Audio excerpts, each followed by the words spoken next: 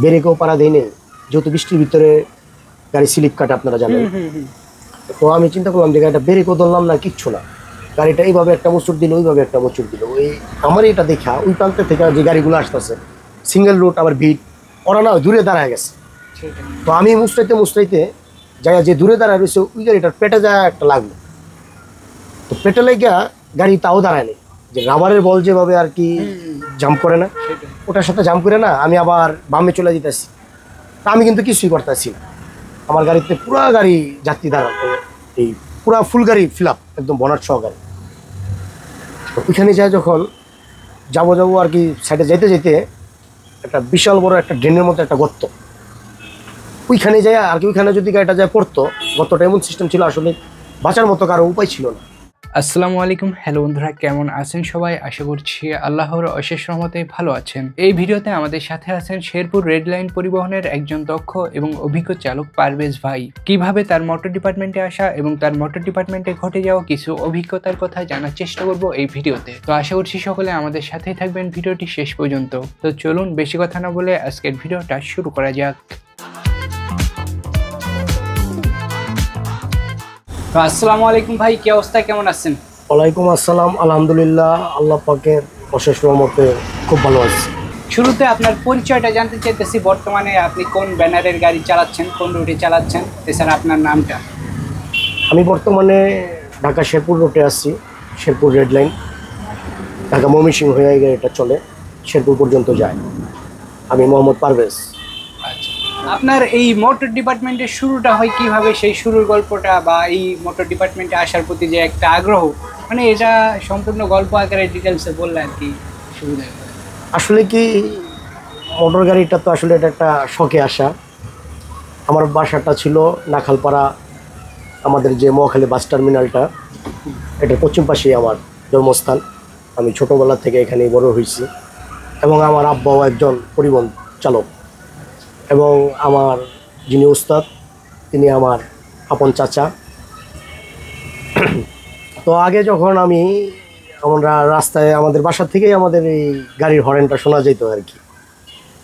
তো যেহেতু আমার আব্বা শ্রমিক, কখন ওইভাবে টার্মিনালে আমরা যাইতাম না, গেলে কি হইতো ওই অন্যান্য যারা কাকারা আছে তারা বিচার দিত আর কি। তো বিচার দিলে তো আব্বাকে খুব ভয় পাইতাম, তো এই জন্য আর কি ওই পাশে যাওয়া হইতো না। তো টার্মিনালের আশেপাশে আমরা তখন একটা সময় গাড়ির পিছনে বাম্পার ছিল, ওই বাম্পার ধরে আমরা মহাখালী কাঁচা বাজার পর্যন্ত আসতাম আর কি। এখান থেকে আর কি শখ, এরকম দুষ্টামি করতাম আর কি। ওইভাবে আস্তে আস্তে এই যে যারা কাকারা আছে ওই নিয়ে এসে পড়তো আর কি, গাড়ি দিয়ে নিয়ে আসতো, ঘুরতাম। তখন তো গাড়ি অল্প কিছু গাড়ি চলতো, আমরা এই যে জামালপুর চলে যেতাম, এই রংপুরের দিকে চলে যেতাম কাকাদের সাথে। তো এইভাবেই আর কি আস্তে আস্তে পরে এটার প্রতি একটা আসক্ত হইলাম, পড়ালেখা করলাম না, ওই স্কুল পলায় এইভাবে গাড়ি দিয়ে বিভিন্ন জায়গায় চলে যেতাম। পরে একদিন আমার যিনি উস্তাদ, যিনি আমার চাচা, উনি আমার নিয়ে গেল আর কি তার সাথে জামালপুর। তো এই জামালপুর যায় আর কি প্রথম যাওয়া। তো সুপারভাইজার তখন আমাকে 20 টাকা দিচ্ছে। তো এই 20 টাকা দিয়ে আমি পরে ওখানে 2 টাকা প্লেট বাদ ছিল এই জামালপুর, যে সময় আমি পরিবহনে আসা। যে চাচা হইলেও তো ওস্তাদের যে জায়গাটা ছিল, তারা যে হোটেলে যাইতো আমরা তো কখনো ওই হোটেলের দিকে আশেপাশেও যাইতাম না। তো তাকে যেইভাবে সম্মান দেওয়ার ওইভাবে আমরা দিছি, ওইভাবে দেওয়ার কারণে আল্লাহ পাক শুধু চাচার সাথে যে চাকরি করছি এমন না, আমরা অন্যান্য ওস্তাদের সঙ্গেও চাকরি করছি, খুব আদর করছে, শাসন তো করছেই। শাসন করছে দেখে আজকে অল্পতে আমরা ড্রাইভার হইতে পারছি। আমরা এখন তো গাড়িতে আসলেই স্টাফের একটা সিট আছে বা ইয়া হয়ে যায়, এই যে বসতে পারে, আমরা কিন্তু ওই সময় বসতে পারি নাই। আচ্ছা, ঠিক আছে, আমরা এই দাঁড়ায়া আমরা জামালপুর গেছি, দাঁড়ায়া থেকে আমরা নাগরপুর গেছি। তো তখন আমাদের দাঁড়ানো ডিউটি ছিল। আর তখন তো এখন যেভাবে ফোনের যাত্রী এই ফোনে কালেক্ট হয়, ওই সময় তো যাত্রী আমরা ব্যবসা করে যেতে হইতো আর কি। তো এই ধরনের গাড়ি ছিল আর কি, যেটাকে বলে লোকাল টাইপের আর কি গাড়ি। ওই সময় একটা মাল হারাই গেছিল আর কি। বিভিন্ন মাল দিত, তো ওই যে মাল রাখতাম আর কি, তখন বক্সগুলো ছোট ছোট ছিল আর কি, বিশেষ করে মালগুলো ছাদেই রাখা হইতো। তো প্রথম ডিউটি তো আমাদের ওই স্পিয়ার ডিউটি আর কি, আমরা এই মাল ধইরা ছাদের মধ্যে আমরা বসে থাকতাম। তখন আবার রাস্তা তো বড় রাস্তা ছিল না, রাস্তা ছিল সরু, দুই পাশে গাছ থাকতো। তো ওই যারা প্রথম আর কি পরিবহনে আসতো তাদেরকে ডিউটি পড়তো ছাদে। তো আমার ডিউটিটা ওই ছাদেই, যে আমরা মাল নিয়ে ওই ছাদে রাখতাম আর কি। তো তখন মালের টোকেনও ছিল না, যে একটা মালের যার মাল টোকেন মিলাই দিব এরকম সিস্টেম ছিল না। সেটাই, যেহেতু অনেক আগের ঘটনা। হ্যাঁ, অনেক আগের ঘটনা। তো এইভাবে মালগুলো আমরা ওইভাবে রাখতাম, ওই গাছের ডালে ডুলে বাড়ি খাওয়ার ভয়ে এইভাবে নুয়ে থাকতাম আর কি, দুটো পাশে গাছ থাকতো। তো এইভাবে একবার কেরিয়া ধইরা শুয়ে পড়ছিলাম আর কি, তো ওই মালটার ধরে রাখতে পারি। ওর মধ্যে বায়ু খোলা জায়গার নাম টাঙ্গাইল রোডের, ওইখানে একটা যাত্রী নামবে, ওই বায়ু খোলার ওই যাত্রীটার একটা মাল পড়ে গেছে আর কি, আমি ঘুমায় যাওয়ার কারণে। তো তারপরে ওই মালটা হারাই গেছে, মহিলা মানুষ খুব অনেক আর কি হয়েছে, গ্রামের মানুষ না। তো পরে ওই মহিলাকে আর কি 1500 টাকা জরিমানা দিতে হয়েছে আর কি ওই সময়টা। ওই সময় ওই সময় 1500 টাকা জরিমানা দিতে হয়েছে। তো বেতনই ছিল 50 টাকা 60 টাকা। তাহলে 1500 কত টাকা? ঠিক আছে। আর বেতন বলতে তো আমরা কিছু বুঝি না ওই সময় চাকরি করে। ওই আমরা ওই আসা যাওয়ার মধ্যে যে 20 টাকা 30 টাকা দিত, 50 টাকা দিত, ওটা দিয়ে আমরা চলতাম। তাছাড়া আমাদের কোনো চাহিদা ছিল না ওই সময়। আর ওই যে গাড়ি আসাতে তো শখ। সেটাই। তো আমি পরে ওস্তাদে খুব রাগ হয়েছে। তো আমার ওস্তাদ আবার কখনো সে গায়ে হাত তুলতো না, তো বকা দিত আর কি, বকার মধ্যে একটা হাসি থাকতো আর কি। তো আমার ওস্তাদ তো ঢাকার ছেলে, গালিটা ওইরকমই আর কি। তো পরে খুব রাগ হয়েছে, রাগ হয়ে পরে তখন আর আমি ওই যে ছাদের থেকে আর নামার পারমিশন হয়নি, যে আমার যেহেতু মাল হারাইছি ছাদে ঘুমাই গেছি, আমার ডিউটিটা যেন ছাদেই থাকে। ওই যে শীতের দিন ছিল, আসার যে সময়টা, আসার সময়টা তো অনেক রাইট হয়ে যেত। তো এই ছাদে করেই আমার আসার সময় আসতে হয়েছে। তো এরপরের থেকে যে মাল যেন না হারায় ওইভাবে, ওইখান থেকে একটা শিক্ষা পেয়ে গেলেন। ওইখান থেকে একটা শিক্ষা। সেটাই। ওই এই আর কি একটা ঘটনা ঘটছে ওস্তাদের শাসনের ক্ষেত্রে। আচ্ছা, মোটর ডিপার্টমেন্টে আসার পরে মোট কয়টা ব্যানারের গাড়ি চালানো হয়েছে? আমি বেশি ব্যানার গাড়ি চালাইনি। আমার পথ চলাই ঢাকা থেকে টাঙ্গাইল রুটে, ওখানে দনবাড়ি সার্ভিস ছিল, বিনিময় একটা সার্ভিস। হ্যাঁ, বিনিময় চিনবেন, খুব পুরানো একটা সার্ভিস। তো আমাদের বিনিময় গাড়ি আছে, ছিল ওই সময় 2টা গাড়ি থাকতো। তো আমাদের ওই গাড়িতে তেমন আমি যাইতাম না, তো অন্য একটা মালিকের গাড়িতে ওস্তাদের মাধ্যমে আমার শুরু আর কি। চাকরি হয়। হ্যাঁ, পথ চলা শুরু বিনিময় থেকে। তো এই বিনিময় চালালাম, বিনিময় পরে ওইখানে মহানগর গাড়ি চলতো, জামালপুর, ওইখানে কিছুদিন গাড়ি চালাইছি। তো তারপরে ঢাকা ময়মনসিংহ রোডটা যখন চালু হইলো, উদ্বোধনের প্রায় 2 বছর পরেই শুরু আর কি এনা ট্রান্সপোর্ট। তো পরিবহনের আমার এই ড্রাইভিং জীবনে অনেক বেশি সময়টাই আমি এনা ট্রান্সপোর্টে কাটাইছি। আচ্ছা, এনা ট্রান্সপোর্টে আমি প্রায় 1 যুগ প্লাস এখানে ছিলাম, ঢাকা ময়মনসিংহ রোডে। তো ঢাকা ময়মনসিংহ রোডটা যখন অফ হয়ে যায়, তারপরে কিছুদিন গাড়ি চালাই নেই। তারপরে খুলনা রোড ছিল, এখানে কয়েকটা টিপ মারছি। তারপর রংপুরে গেছি, আমাদের সিলেটে গেছি। তো আসলে কি ময়মনসিংহ রোডটাতে দীর্ঘদিন থাকাতে একটা যুগের বেশি এখানে মানুষগুলোর সঙ্গে একটা অন্যরকম একটা আন্তরিকতা তৈরি হয়ে গেছে, যারা অনেক যাত্রী পরিচিত হয়ে গেছে অনেক। আর স্টাফরা তো আল্লাহর রহমতে অনেক আমাকে ভালোবাসে, একটা ওইভাবে তাদের সঙ্গে আমার বর্নিংটা। তো এই জন্য আর কি ময়মনসিংহ রোডটা ছাড়া ভালো লাগে না। তো তারপরে এই বিভিন্ন জায়গাতে যাওয়ার পরে দেখলাম যে ময়মনসিংহ ছাড়া তো ভালো লাগে না। তারপরে থেকে যে শেরপুর রোডে আসা আর কি। তো শেরপুর রোডে রিসেন্টলি ঢুকছি, প্রায় 1 বছরও হয়নি এখনো। তো আল্লাহর রহমতে এখন শেরপুর রোডে আসি, এখন আমি যে ব্যানারটাতে আসি। আগে শেরপুর রোডে প্রথমে ঢুকে হয়েছিল আমার এলিট পরিবহন, এলিট এক্সপ্রেস একটা গাড়ি আছে, ওটা হলো আমাদের ছোট ভাই, সে গাড়ি কিনছে। যে তো সে এক পর্যায়ে আমাকে রিকোয়েস্ট করে নিচ্ছে, সেও একটা বাস লাভার ছিল, নাম হলো নাইম। তো খুব ওরা ওই বাস লাভারের থেকে আর কি পরিচয়, ময়মনসিংহ রোডের যাত্রী ছিল ওরা আমার। আচ্ছা আচ্ছা। তো পরে বলছে যে এইভাবে চলাফেরার ক্ষেত্রে একটা সম্পর্ক তৈরি হয়ে গেছে, একটা ছোট ভাইয়ের মতোই আর কি। তো পরে বললো যে ভাই যেহেতু আপনার এখন তো আর এনা চালাইতেছেন না, এনা থাকা অবস্থায় ভাই গাড়ি কিনছে, তো ভাই এনা যেহেতু এখন চালাইতেছেন না, তাহলে ভাই আপনি আমাদের গাড়িটা একটু আপনি আসেন, আসলে অনেক ইয়ে হবে, খুশি হবে। তো পরে ওর ইয়াতেই আর কি এই শেরপুরে যাওয়া, এই শেরপুরে এখান থেকে তো পরে গাড়িটা তো চলার কথা ছিল আপনার শেরপুর শহর থেকে। তো ওই ভিতরে জায়গাগুলো আমার আসলে ভালো লাগে না, যার কারণে ওই গাড়িটা কিছুদিন শহর চলে পরে একটু ভিতরে ঢুকছে আর কি, এই জন্য আর কি ওই গাড়িটা ছেড়ে দেওয়া। তো এখন এই যে সার্ভিসটাতে আসছি টাইলেটিক্স, এই শেরপুর রেড লাইন, তো এই রেড লাইনে আসি। এই ময়মনসিংহ রোডে, ঢাকা ময়মনসিংহ শেরপুর রোডে যতদিন যাবত আসি, প্রত্যেকটা যাত্রীর সঙ্গে আমাদের অন্যরকম একটা সম্পর্ক। তো আসলে সবাইকে মনে রাখার মতো, যে মনে রাখার মতো কিছু না, যে সব এই যে যাত্রী ভাই কখন যাবেন, যখন আমরা এনা চালাইছি তখন কিন্তু আমাদের 5 মিনিট 10 মিনিট পর পরে কিন্তু আমাদের গাড়ি চলছে। তো ওই সময় আমাদের গাড়ি দেখা যাইতেছে অনেক পরে সিরিয়াল, যে 20 গাড়ি 15 গাড়ি পরে সিরিয়াল।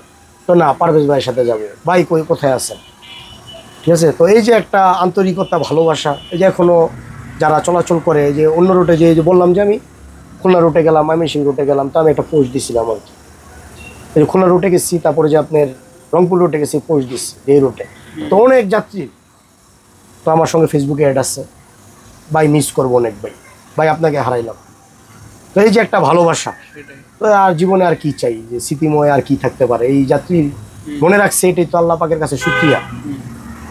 তো কখনো গাড়ি চালানো অবস্থায় এমন হয়েছে যে আপনার সামনে গাড়িটা অ্যাক্সিডেন্ট বা দুর্ঘটনার শিকার হলো, যেটা আপনার চোখের সামনে দেখা? এরকম আমার চোখের সামনে খুব কষ্ট পাইছি, তখন আমি এনা চালাই। সেটা হলো মাস্টারবাড়ি, পোড়াবাড়ি মাস্টারবাড়ি, মির্জাপুর মাস্টারবাড়ি বললে সবাই চিনে। এই জায়গাটায় একটা ঘটনা দেখলাম, যে লেগুনা গাড়ি চলে না, সাদা লেগুনাগুলো নতুন আসছে যখন টাটার, পুরোটা গাড়িতে আমি দেখলাম ওই পাশ থেকে আসতেছে, ডান পাশ থেকে পুরো গাড়িতে স্টুডেন্ট। তো লেগুনাটা দেখলাম যে আসতেছে, তো এই লেগুনাটা এমনভাবে আইসা একটা গাড়ির পিছনে ধাক্কা লাগলো, একদম আমি জ্যামের মধ্যে, তো ওই সেটা আবার একটু বাজারে জ্যাম লেগে যায়, যাওয়ার টাইম দাঁড়ায় আছি, আমি একদম সচক্ষে দেখতেছি ওই একটা গাড়ির পিছনে মারা দিল। সব যে স্কুলের যে বাচ্চাগুলো ছিল, মোটামুটি মনে হয় 6-7 পড়ে, 6-7 হয়তো পড়ে, প্রত্যেকটা বাচ্চা আর কি সিটটা আর কি রাস্তার মধ্যে পড়ে গেল, আর পড়ার সাথে সাথেই সবাই ডেড। এখানে ড্রাইভার সহকারে 7 জন মানুষ আমি স্পট ডেট দেখলাম, এটা এখন আমার চোখে আসে। তো পরবর্তীতে এই গাড়িটা আমি দেখছি পরে যে সামনে একটা ফাঁড়ি আছে ওখানে রাখা, তো পরে এটা নিউজ হয়েছে, ওই গাড়িতে যারা ছিল সবাই মারা গেছে। কখনো এমন হয়েছে আপনার গাড়ি চালানো অবস্থায় দুর্ঘটনা হতে যেও হয়নি, দুর্ঘটনার সম্মুখীন হতে যেও হননি? জি জি, তো এরকম একটা ঘটনা যদি বলতেন। এরকম একটা ঘটনা, তখন আমি কিশোরগঞ্জ রোডে গাড়ি চালাই, আমি শালনা ব্রিজ থেকে নামতেছিলাম, গাড়ি ছিল লিলেন লিঙ্কস গ্যাসের গাড়ি, ঠিক আছে। তো সময়টা ছিল এই রোজারই সময়, বৃষ্টি হইতেছিল, টিপটিপি বৃষ্টি। আমি ডাল থেকে নামতেছি, শালনা ব্রিজের ডাল থেকে, তখন ওখানে প্রীতি নামে একটা ফ্যাক্টরি আছে, ডান পাশে একটা বড় গার্মেন্টস, বাম পাশে ইদানিং একটা ফাঁড়ি হয়েছে, শালনা পুলিশ ফাঁড়ি।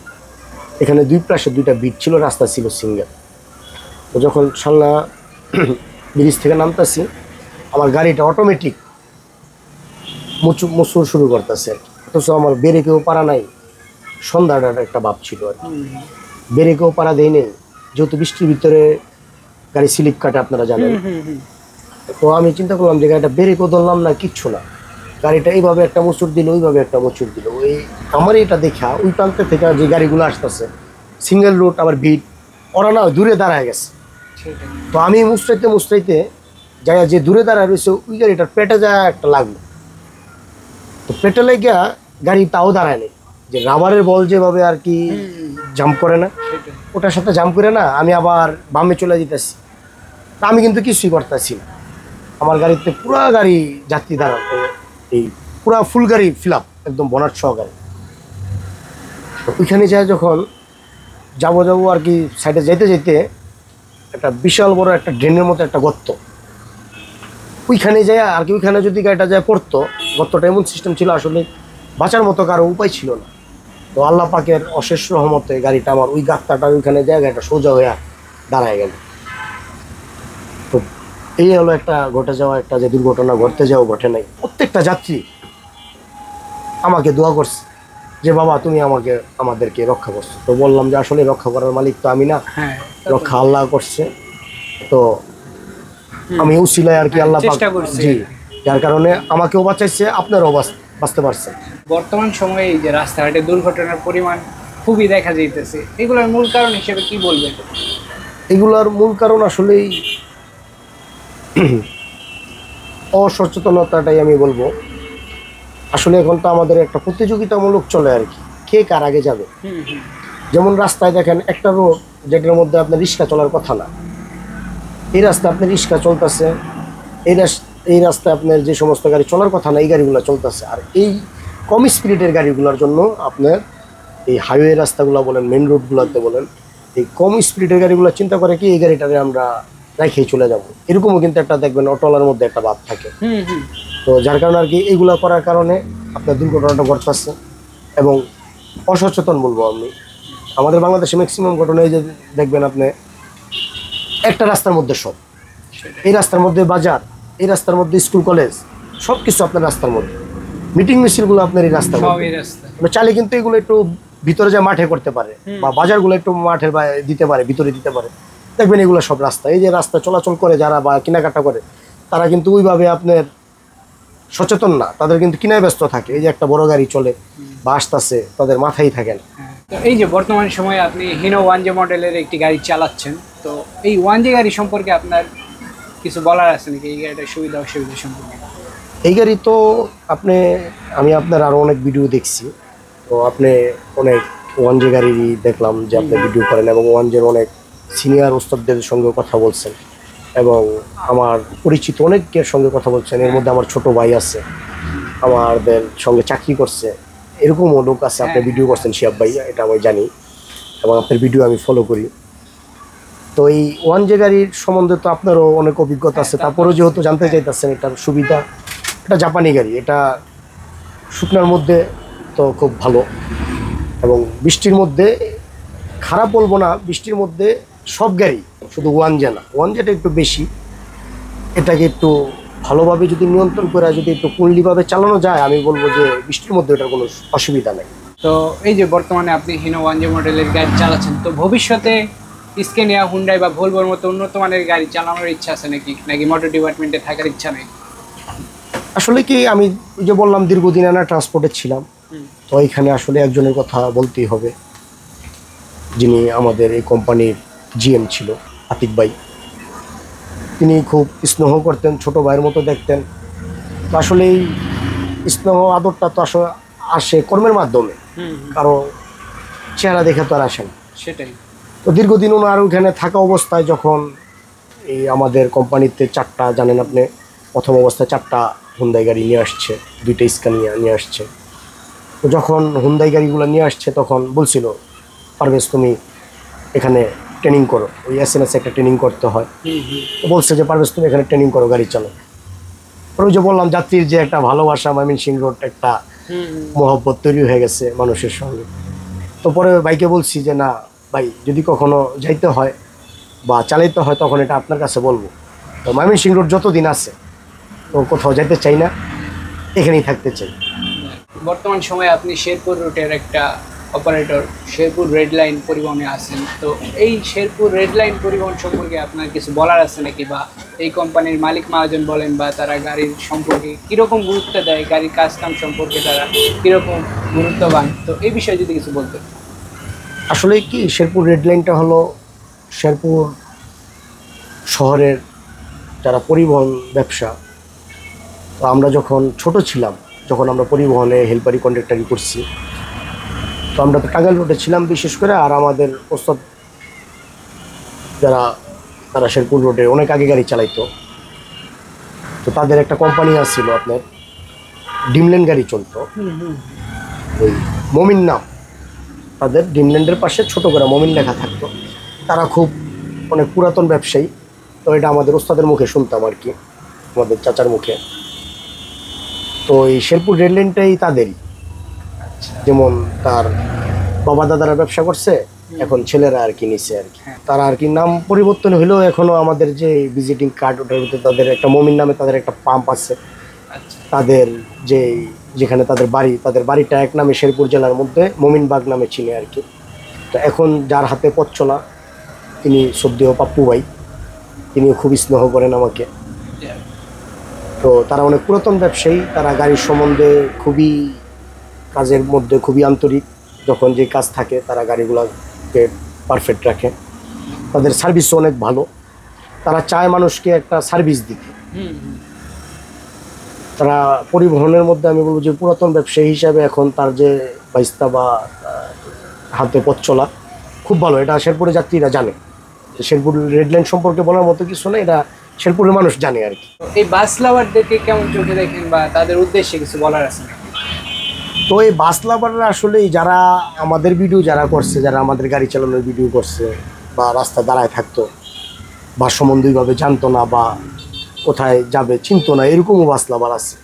ঠিক আছে, এর মধ্যে অনেক খুদে বাস লাভারও আমাদের যাত্রী, যে চলার পথে আইসা এখানে বসতো, বুঝতে পারতাম যে বাস লাভার বাস পছন্দ করে।